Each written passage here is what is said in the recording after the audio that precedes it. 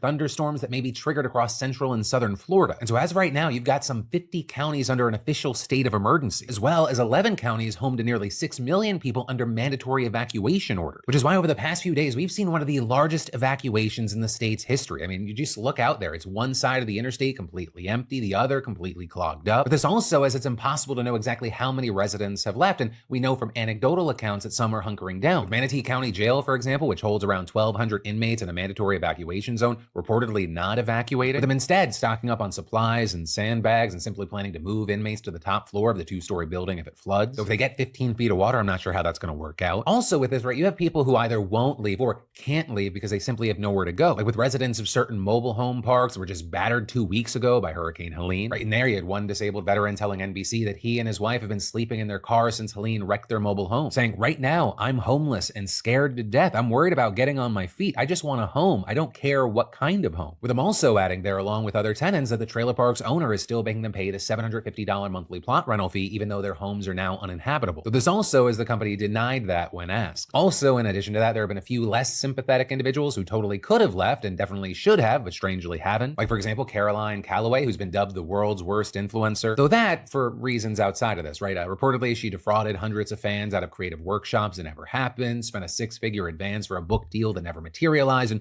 sold her own skincare line named Snake Oil. But now, it appears that she's staying put, even though she lives on the water in a mandatory evacuation zone and flatly stating on Instagram, I'm going to die. It's Zone A, mandatory evacuation. Listen, I didn't evacuate. I can't drive, first of all. Second of all, the airport is closed. Third of all, the last time I evacuated for a hurricane, I went to my mom's house in Northport.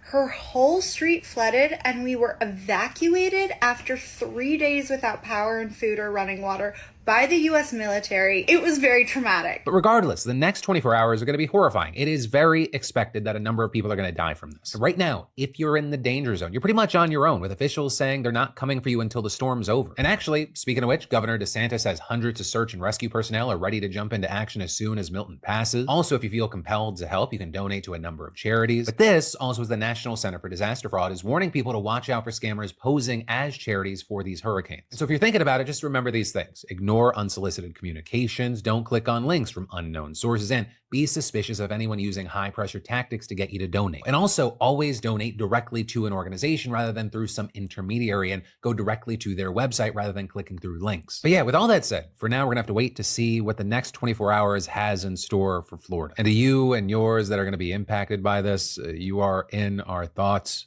Good luck. Be safe. And then this man lied, abused his position of power, got an innocent couple killed, and y'all, that is just the beginning, right? This is Gerald Goins, and he spent more than 3 decades working as a Houston police officer. But now he's been sentenced to 60 years in prison for the 2019 deaths of Dennis Tuttle and Regina Nicholas. Right? You see, back in 2019, Dennis and Regina were shot along with their dog while officers were executing a no-knock warrant, with court documents saying that Regina was shot multiple times and Dennis returned fire before he was also shot multiple times. With this, 4 officers, including Goins, were injured in the shootout and the couple was pronounced dead at the scene. But with all this, according to prosecutors, this raid should have never happened. Right? Because in order to actually get the warrant that resulted in the deaths of Regina and Dennis, prosecutors say that Goins falsely claimed that a confidential informant bought heroin from the couple's house, which Goins did admit to. And 2 witnesses, right, another officer and the judge who signed the warrant, also said that if Goins had told them the truth, the raid would have never happened. Though it was also noted that a small amount of weed and cocaine was found in the house. Right, but the big thing that we're talking about today is this was just the final example in a pattern of wrongful drug arrests and convictions of innocent people during Goins' career, with a probe into this botched raid blowing the cover off of a serious corruption scandal within Houston PD's narcotics unit, and with Goins specifically. Right, an audit of the narcotics unit found that often officers weren't thorough in their investigations and lacked supervision. They also made hundreds of errors in their cases, which led to a review of thousands of their cases, resulting in prosecutors dismissing a bunch of them. Goins' cases specifically had extensive issues, including failures to properly tag drugs and discrepancies with expenses. And according to the National Registry of Exonerations, 27 people who faced drug convictions in cases that Goins worked on were exonerated once his misconduct was revealed. And this is dozens of pending cases that he worked on were also dismissed following a review by the Harris County District Attorney's Office, with DA Kim Ogg saying, Gerald Goins has been a stain on the reputation of every honest cop in our community, a community that he terrorized through corruption worthy of the movie Training Day. And in his sentencing, prosecutors asked for a life sentence, while Goins' attorneys asked for a minimum sentence of 5 years, with them arguing that he dedicated his life to keeping drugs off the streets and saying, we still don't believe legally that he is guilty of the the crime of felony murder, and we look forward to having the appellate courts review this. But notably, this is not the only case Goins is facing, right? He's also facing federal charges surrounding the botched drug raid involving violating constitutional rights, obstructing justice by falsifying records, and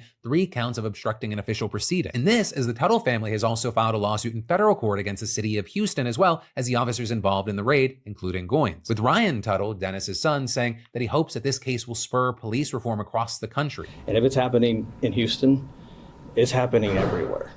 We have to set a precedence. We have to make sure this stops. Then, in some quick celeb, drama, online conversation news, we have Billie Eilish out there wishing we knew a little less about her. And it's got a number of people divided. You see, she just did this recent profile for Vogue where specifically she talked about her sexuality. In some of her more recent music, Billie has sung more about her sexuality, about liking girls, and all of this kind of following her accidentally coming out during an interview with Variety. And when that outlet followed up on that, she felt like they were outing her on the red carpet. So it was an immediately rocky start to discussing this part of her life publicly. And she just told Vogue that, quote, "I wish no one knew anything about my sexuality or anything about my dating life. Ever, ever, ever. And I hope that they never will again. And I'm never talking about my sexuality ever again. And I'm never talking about who I'm dating ever again." And this, spawning some discussion and debate. Some think that if she's going to be singing about girls, people are going to know. Right? If it's in her art, there's no way around people knowing. But this, as others argued, there's a huge difference between singing about your sexuality in a fun way and having to go into detail about it in interviews on social media, revealing your privacy to strangers. With some noting that in Billie's case, the internet has not always been friendly to her on this topic. Right? Some saying when she showed her interest in women, she was called a queer baiter. When she came out, y'all invalidated her feelings because she didn't have much experience with women. And when she sings about her attraction for women, y'all call her predatory. I don't blame her at all. What fucking more do you want from this girl? As well as y'all have a discourse about this woman's sexuality every year on this app, and you have the guts to get mad when she's fucking tired of it. Right? And because that discourse has been so loud, it's not a surprise that elsewhere in the interview, Billie revealed that she's deleted all social media apps from her phone, adding that she feels like she's found a really good mixture of balancing her private life and public personal life by making sure I feel like myself and I'm not only being satisfied by the external validation. Because for a while she said she only cared what others thought, and quote, "If I was happy in my life, it was because people loved me on the internet. And if I was upset in my life, it was usually because people did." And so now, while she's not necessarily fully online, she feels like she's removed herself from some of the toxicity. Which I will say, as someone that gets a fraction of a fraction of a fraction of a fraction of a fraction of her attention, it really does feel like over the long term, the only way to maintain sanity is to pull away from social media, because there's no way you can ever actually control what people are going to say or think. Right? And all of that just makes me think of that classic saying, you can't control what people do. You can only control how you respond to it. And sometimes the best response is to just leave. Though of course that becomes harder when the thing you're talking about is social media and that pays your bills. It's why over a long enough period of time, anyone